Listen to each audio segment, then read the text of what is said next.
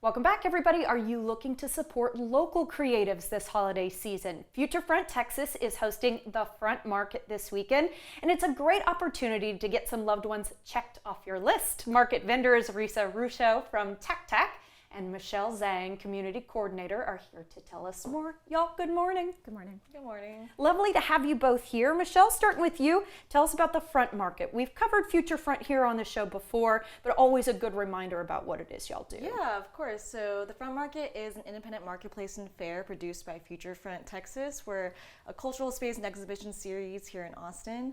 And the Front Market happens twice a year. This year we've got 160 vendors. That's a lot. It's a lot of vendors, including Risa here is going to be there. We've got ceramicists, glass blowers, fiber artists, all kinds of vendors. We've also got workshops, DJs, we've got community clay demos, literary tarot readings. It's happening at Waterloo Park for the first time, so we're really excited about that. And it'll be this weekend, November 23rd and 24th, 11 to 5 each day. Sounds good. Yeah, people can stop by and do a lot of shopping.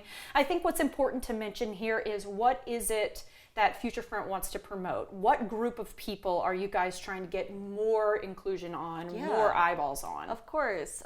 We love focusing on women and queer creatives, especially local, DIY, homegrown here in Texas. Okay, and that's coming right over to Risa. Yep, here we go. Risa, I want to ask why you are excited to be involved this year with the Front Market.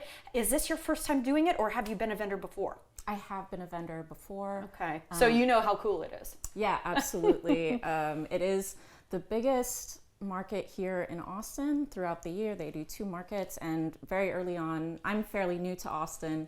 I moved here in 2021, and people were like, oh, you need to do this market. It's the one that all the really great, unique vendors go to. Oh, that's fantastic. And what would you say, Michelle, as well, to having, all these unique vendors and why it's so exciting to participate? Yeah, it's super exciting for a lot of people. A lot of attendees, it's their first introduction to a big market here in Austin. It's a first introduction to Future Front, so we're really excited to share our programming and our mission with everyone. And you just meet so many amazing vendors like Risa, like the 160 vendors that are going to be here this weekend.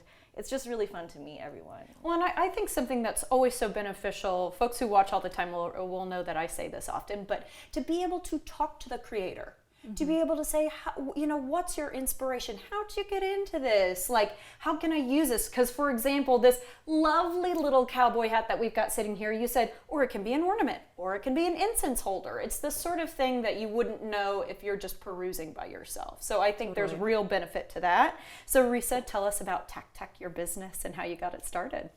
Yeah, it was actually sort of a happy accident. I was pursuing a degree in art and sculpture.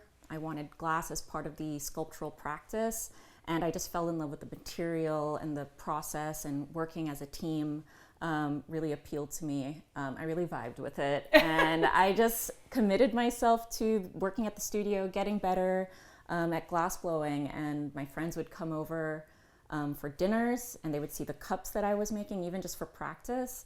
And they encouraged me, like, can I give you money for this? You should start doing these markets.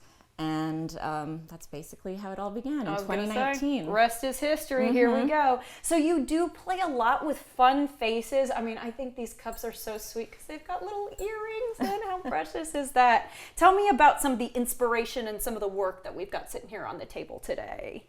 Well, I do think that as I was learning to blow glass, I realized that a lot of glass blowers, and fairly so, take themselves very seriously. Yeah, I've watched that. It's not Best in Blow, but it's called something like that on Netflix. And boy, a lot of sweat, a lot of pressure, all that stuff. Yes, and it's been a craft that's steeped in history, and there's a lot of appreciation for the craft, especially for more finer goods like goblets and things like that. And so I wanted to impart maybe a different voice into glass blowing, something that could be fun, accessible, hand-blown glass that can be used every day.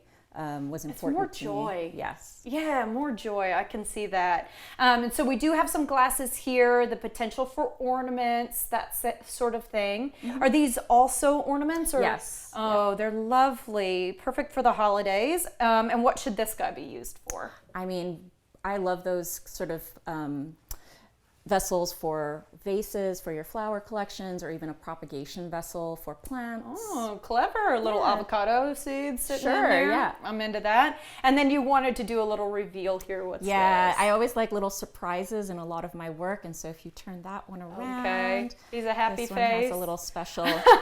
Uh-oh. How cute is it though? And it's got a lot of really gorgeous touches. I can see like almost like Laffy Taffy or striping or something like that Yeah. happening on these handles. And I think exactly what you're doing is what I try to do with my work is we want to touch it, and I want that sort of accessibility with whoever encounters the work, that it gives the feeling that you want to touch the work as opposed to being scared of it. Right, and that feeds into your everyday use. I think that's so cool. Okay, Michelle, let's talk about how important it is to support small businesses, especially as we're heading into the holiday season, because people are already starting to think about buying gifts. Yeah. And the truth is, it's very easy to click on some very large websites. Very true. I think it really just comes down to what do you want to see in your community, right? Do you want to see that local shop down the street in your neighborhood survive? Then buy from them this holiday season. You know, buy from Tac Tac. Come to the Front Market. These are all small businesses who are popping up and who need your support, especially now during the holiday season. And would you like to comment? Yeah, if I could add to that, it's also, like I said, I'm sort of new to Austin, but I think supporting small businesses like the ones that you see at the Front Market are really the backbone of Austin's culture, the original sort of culture of Austin, the artists, the weirdos, the fun people like that The have made it. creatives. Yes, the creative people. So I think it's important for people to show up for them. I agree with that. Okay, and Michelle, just last question for you here. Is there anything important that we need to know about this weekend? Is it walking, or is parking going to be far away? Like any sort of bits and pieces to set people up for success to come shop? Yeah, it's 100% free. Everything that you need to know is at thefrontmarket.com. So all the parking info, nearby garages. It's a huge event space in downtown Austin. So, we'll have food and drink, but there's going to be food in the area as well. But everything's at thefrontmarket.com. And all ages, right? All ages, bring your friends, bring your family, bring a picnic blanket, bring your dog. It's all outdoors. Sounds like a fun time to me. Okay, guys, thank you so much, and gorgeous work. Thank you, so Risa. much. All right, guys,